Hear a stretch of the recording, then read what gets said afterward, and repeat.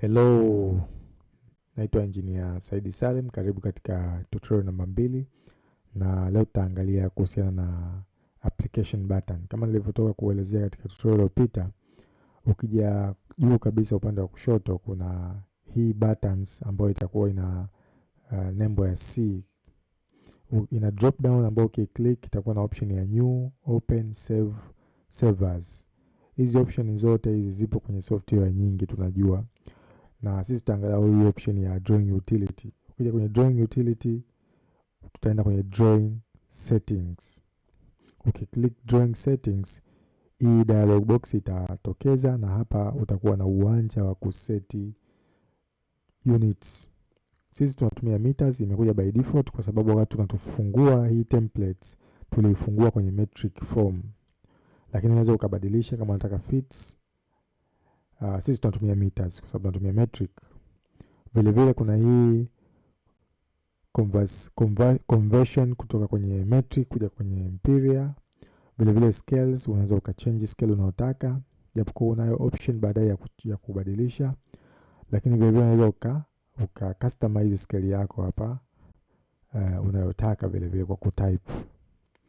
Lakini sisi tuende na hii 1 to 100.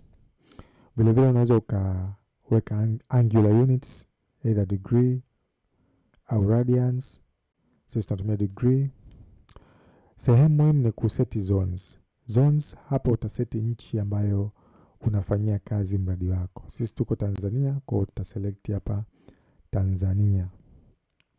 Tunajua zile coordinates zipo kwenye zones tofauti tofauti. Kwa hiyo lazima command software yako kwamba okay, mimi na work kwenye zone fulani. Ili coordinates wakati unazi import kwenye software yako zijue zimekuwa imported kwenye zone hii.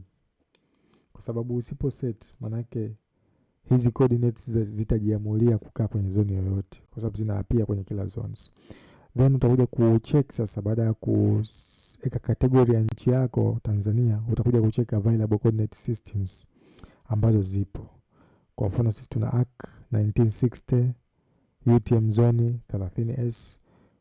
Hizi utazijua kutoka kwenye survey drawing yako. Survey akishakupa drawings zinaonyesha available coordinate system iliyotumika kwenye hizo coordinates.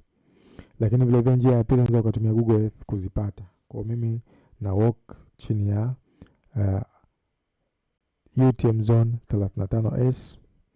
Baada ya kuset kila kitu hapa, nita click apply, then nita click okay. Juu huku kwenye tabs utaona kuna tabs imeongezeka, imeandikwa geolocation. Maana yake sasa coordinates zangu tumezi geolocations. Tutorial inayofuata tutajifunza namna gani unaweza kuimport survey coordinates kutoka kwenye Excel files kuja kwenye Civil 3D. Naitwa Engineer Saidi Salim, Civil Engineer. Ciao.